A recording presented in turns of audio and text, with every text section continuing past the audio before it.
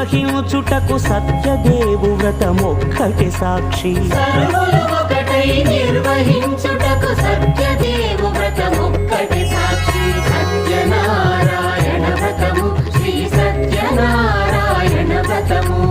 సత్యనారాయణ వ్రతము శ్రీ సత్యనారాయణ వ్రతము.